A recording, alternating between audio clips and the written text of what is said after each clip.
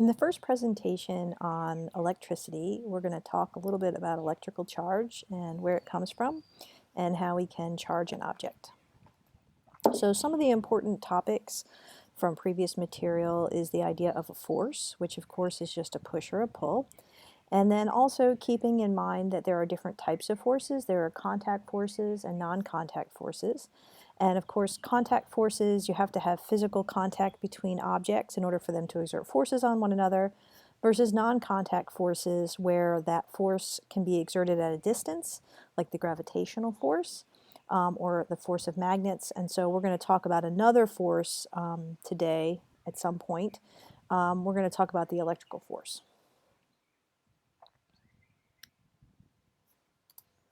So in order to start talking about electricity, we have to talk about one of the intrinsic properties of all materials, which is electrical charge.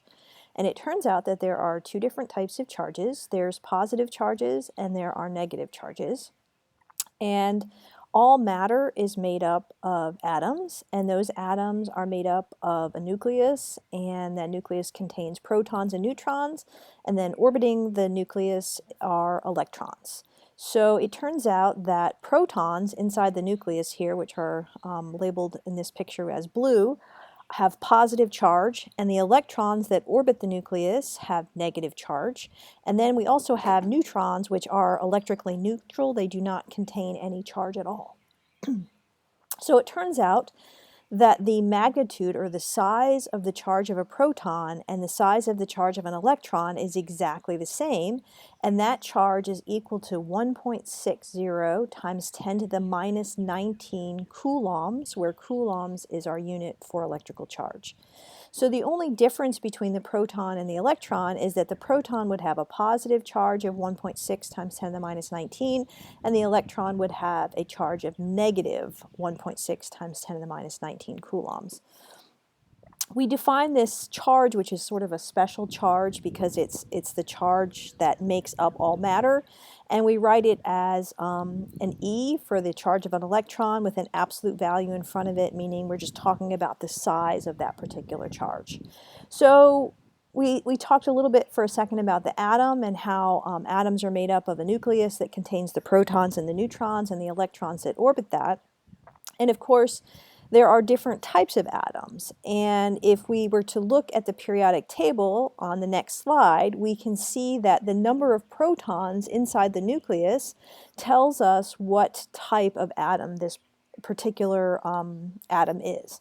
And the number of protons inside of an atom never changes. The number of neutrons can be different. And that's based on some different properties. So we'll look at that. Also, the number of electrons can be different. So in this particular picture right here, we have 6 protons inside the nucleus, we have 6 neutrons, and then we also have 6 electrons in orbit around the nucleus. So this atom here would be considered electrically neutral because it has the same number of electrons, which have negative charge, as the same number of protons, and so the net amount of charge here would end up being 0 because for every positive proton there's a negative electron, and so if you added those charges together you would get a 0 value. So here's a picture of the periodic table. This is not chemistry class, so we're not going to talk a lot about the periodic table, but I just wanted to point out what the periodic table looks like, and just to sort of show that if you look at a particular element in the periodic table, you can tell by the periodic table what the symbol is, what the name of the element is, what the mass of that particular element is, and then the number that in this particular example of the periodic table tells us the number of protons for that particular element. So if I look at hydrogen right here, hydrogen has a number 1, which means that hydrogen is the smallest element and it has only 1 proton in the nucleus, and its atomic mass is 1. There's something called atomic mass units. We don't need to worry about that right now, but everything is basically based on hydrogen. So if I look at helium over here, helium's number is 2, which means there are 2 protons in the nucleus, and then the atomic mass is 4. And so that means that one atom of helium is 4 times as massive as one atom of hydrogen, for example. So we can look a little bit more carefully at part of the periodic table, and I picked this particular part because it has copper and silver and gold, and those particular substances are all going to come into play as we start to talk about electricity and specifically talking about conductors. But copper has 29 protons, there's the atomic mass, and so on. But one of the things to notice is that copper, silver, gold, those are all in the same column in the periodic table. So we'll come back and talk about that a little later. So it turns out that as we look at electrical charge, atoms can become what are called ions. So an ion is an atom, a single atom, that has become either positively charged or negatively charged. So a positive ion occurs if one of the electrons in the atom is lost, and under those circumstances you have more protons than you have electrons, and since the protons are positive and the electrons are negative, the net charge of that particular atom is positive, and it's called an ion because it's a single atom. We can also have a negative ion. For a negative ion, you can gain an electron so that now there are more electrons than protons. And since there are more negative charged electrons than protons, the atom is actually negatively charged. One of the really important concepts here is that the number of protons in that particular atom never changed, right? Only electrons. So the way that you can create an ion is by either gaining an electron or losing an electron, but you can never change the number of protons in a particular atom because that would change the element, and we can't do that. I wanted to sort of show a generalized picture of an atom. So here is one particular atom, and then inside there, this is just one representation, is the nucleus. And so here's a picture of the nucleus, and the nucleus is made up of protons and neutrons. The protons here are red, the neutrons are a darker color, and then the electrons are orbiting the nucleus. So here's the electron, and it gives us some idea of sizes. One of the things that I thought was interesting is, and something that we're not always taught, at least in our high school education, perhaps, is that protons or neutrons are not the smallest parts of the atom. So protons and neutrons are actually made up of smaller particles called quarks. And so this is a picture of a proton, or it could represent a neutron, and there are 3 quarks inside of that proton that make up that proton. Electrons are electrons, so they're not made up of anything other than just electrons. So just something to kind of keep in mind as we think about this. But we can't break apart that proton, right, and grab a single quark all by itself. It doesn't work that particular way. So let's look at one of the PhET simulations and see if we can build an atom. So here's one of the nice PhET simulations that we can use, and we can build atoms. So over here is our periodic table. Here's our one of the squares in the periodic table that's going to tell us some information. So if I add a proton to this, I have hydrogen, right? So here's the atomic number right here. It's telling me I have one proton. It tells me that it's hydrogen. Over here I have a +1, and that's because I don't have an electron yet in my picture. So this is actually a positive ion. So I'm going to go ahead and I'm going to put that electron in there, and now that is electrically neutral. And the other thing I can do is I can add a neutron to this, and I'm going to see if it's stable or unstable. So, so I can have a hydrogen atom that has one neutron in there. I can actually add another neutron, but it's not stable. So I'm going to go ahead and I'm going to take that out, and we don't really need to worry too much about that. So right now I have a hydrogen atom. It's electrically neutral, has the same number of protons as electrons. I can actually add an electron here, and now I have created an ion. So this is a negative ion because there are more electrons than protons. It's still hydrogen, and the only way I can create that atom is by adding or removing electrons. All right, let's go ahead and add another proton for my picture, and now I have helium, right? So I've changed to another type of element. And I guess in this particular picture, the atomic number is the red number, so that's the number of protons right here, right? It's electrically neutral because I have 2 protons and 2 electrons, and I could add another neutron there, and it's still stable, and it's actually helium is stable with only 1 neutron as well. All right. If I add an electron, I have a negative ion, right? So it's now negatively charged.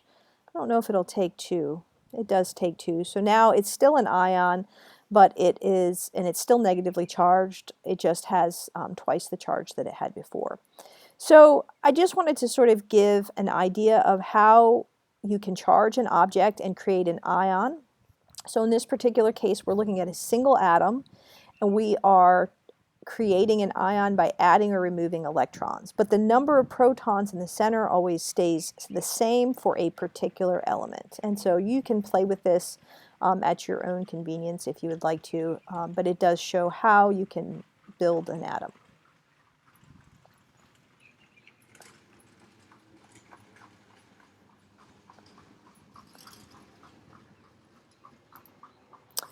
So the other thing that we can do is we can actually charge an object. So if you have an atom all by itself and you add or remove electrons, it's called an ion.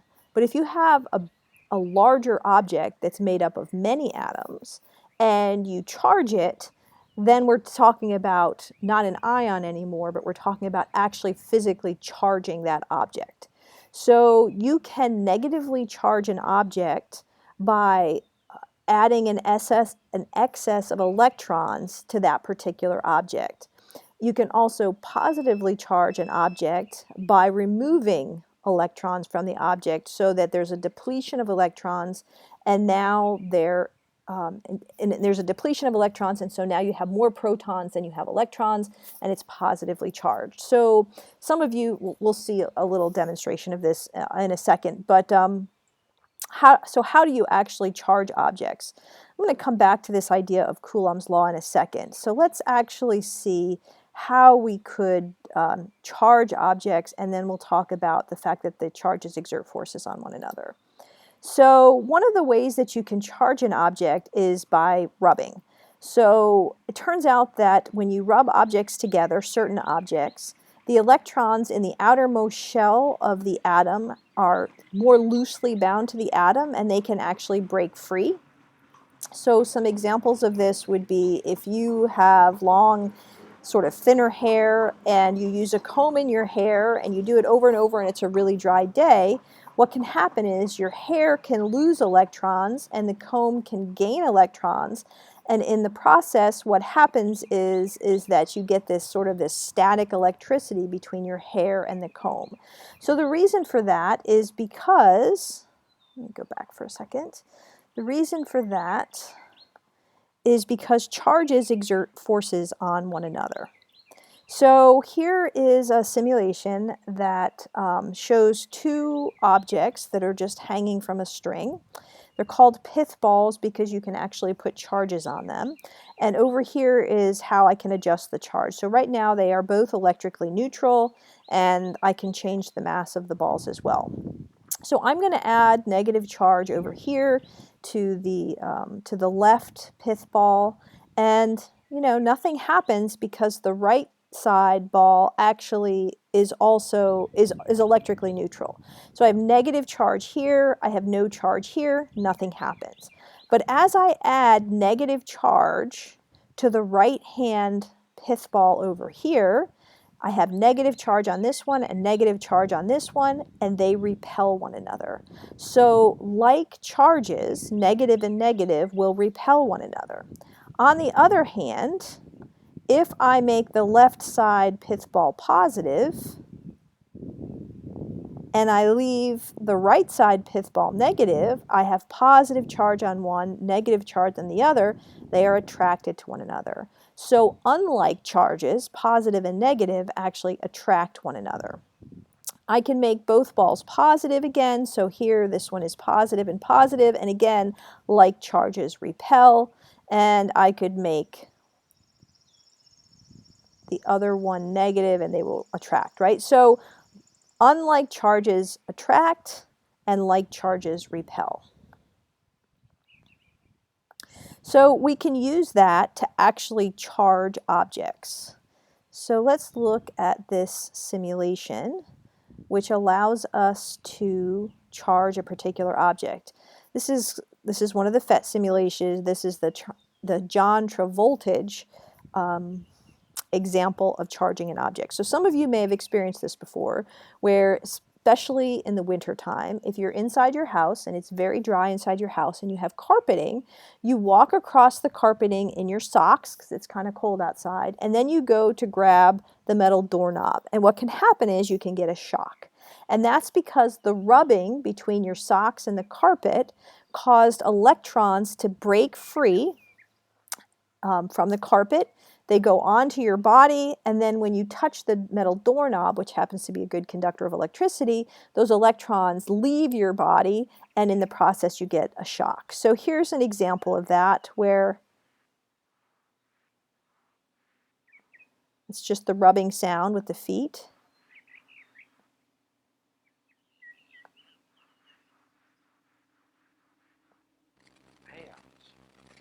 Okay. So John Travoltage here, even though he wasn't touching the doorknob, he was some distance away. He built up charge from rubbing.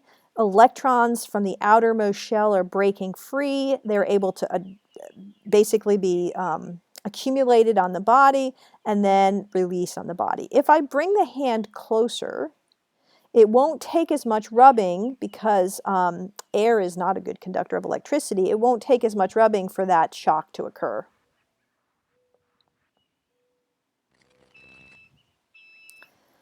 So that's an example of how we can charge objects. So charging by rubbing, electrons in that outermost shell, which are more loosely bound to the atom, break free of their orbits and they go on to another object. It's always the electrons that are moving between the objects. So charging by rubbing is probably the most common example. If you've ever gone to a park with a child in the summertime and they get on a slide, they can come down the slide. By the time they get to the bottom of the slide, their hair might be standing up, right? And that is because as they rub the slide, that plastic slide, kind of like the plastic comb, they accumulate charge, and then the slide has the opposite charge, and so it is the hair is attracted because of that, unlike charges being attracted to one another.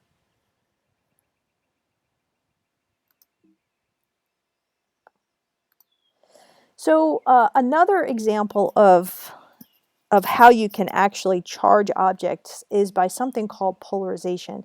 This is just something interesting, and I just wanted to talk about it because it's something that we do as kids. If you've ever taken a balloon and you rub it in your hair, and then you can stick it to a wall, that's because of electrical charge. So let's look at an example of this.